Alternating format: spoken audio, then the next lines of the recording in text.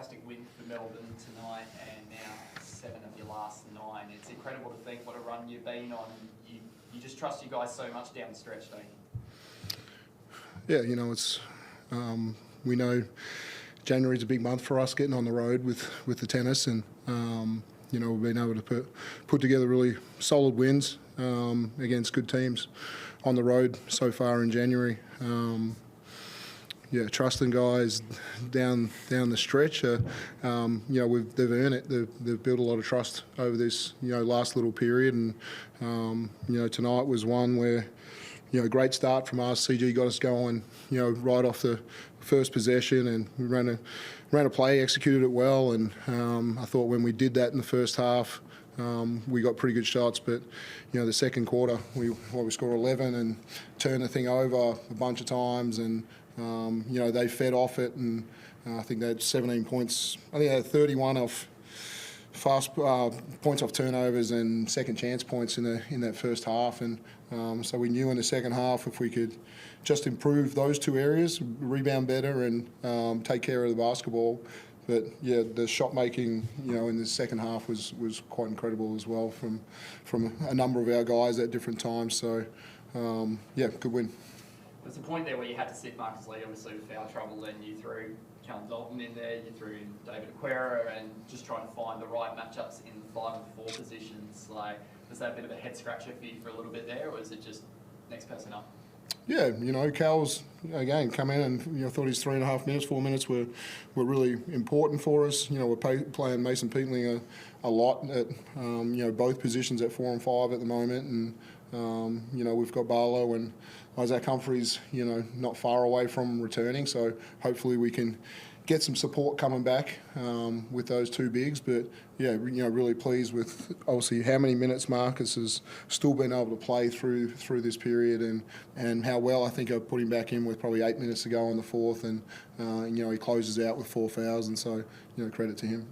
And Chris, for you, obviously to get a start like that, just to ignite the flame for Melbourne United at the start of that game, that must just feel pretty good when you get that space early, and then as a result they come and double you, and then everyone else gets a piece of the pie as well.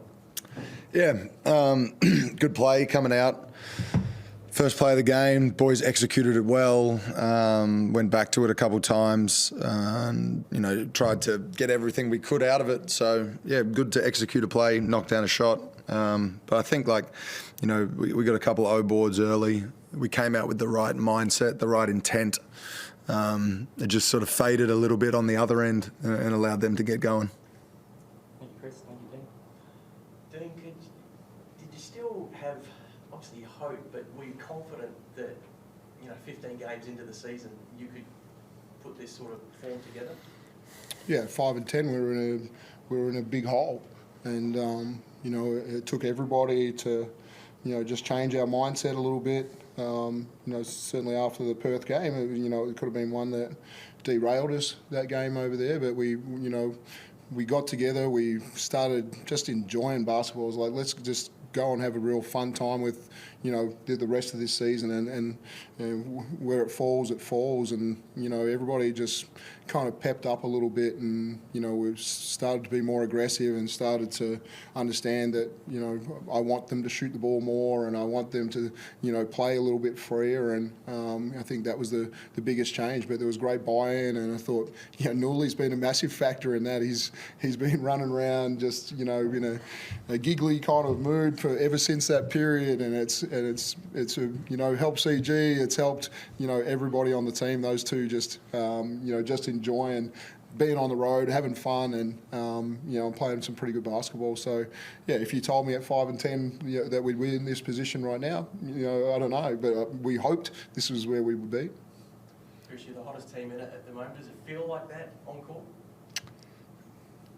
Probably not the hottest team in it. We're not rolling in and trouncing teams. We're in hard-fought games against other desperate teams, and we're getting the fight back that we expect. We're getting the games that we expect. We don't expect to be walking into these games, and especially not the last two, and saying we've done this, we've done that, we're going to beat them. We have to keep a level of of that underdog, that desperation about us. Otherwise, it's all for nothing. If we start thinking we're top crap now, it's all for nothing. So head down, on to the next one, be desperate. Dean, momentum obviously a huge factor in all sport. How good is it to have that on your side at this point of the season?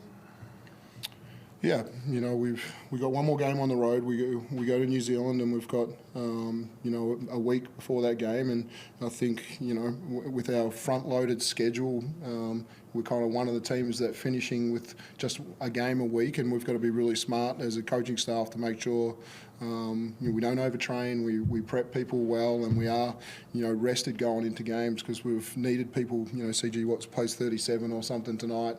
Some other people play some really big minutes, and we've needed that just to go ahead in these last couple of games. Other teams have got multiple games coming in, so momentum feels good, and just a belief that whatever venue we can walk into right now, we can play well and give ourselves a chance to win.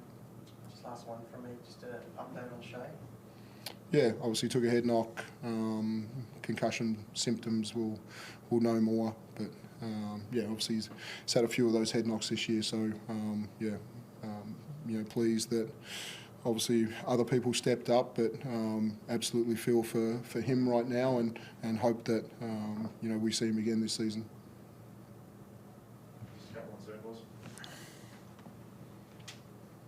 Yeah, Chris, can I just jump in on the back of that? It was a great win tonight, but obviously it's now scary. I guess we're all hoping for the best with Shea. As one of his teammates, are you scared for him when you saw him take a knock to the head? Yeah, there's concern. Just knowing the recent history and severity of this space that we're finding more and more out about it. Concern for him as a person, first and foremost. We'll worry about what that means for our team, but the immediate pressing matter is that he's okay and his family's okay, and that's what I think we'll focus on first and foremost. Absolutely, I think we all feel the same. There's a lot of good things that this team's doing right now, Chris, but one of the most exciting things is when you, X, and Tuck are all rolling together like you were, especially in that second half. Is it as much fun out there between the three of you as it is to watch right now? Yeah, I mean, when shots are falling, the scoreboard's ticking over, it's great fun.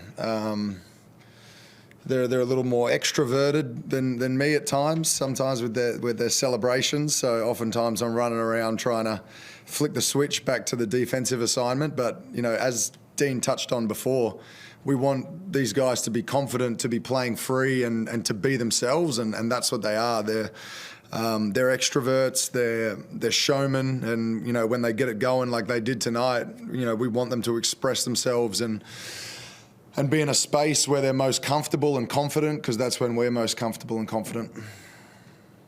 Just the last one from me. You've obviously still got a bit of work to do to make sure you get to the playoffs, Chris, but if you do make it, how confident are you that this team can go a long way still this season? I think that's probably a question for 2 weeks' time. But we're playing some decent basketball. We still have our lapses, and I'm sure we'll be brought back down to earth at film on Monday with some areas where we just weren't good enough tonight, some turnovers, some offensive rebounds. So yes, if we keep moving in the right direction, we have the potential to do something cool. But as I said before, head down, desperation, on to the next game. Thank you very much. Anybody else on Zoom?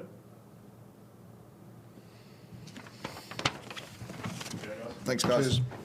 Thanks, Chris. Cheers.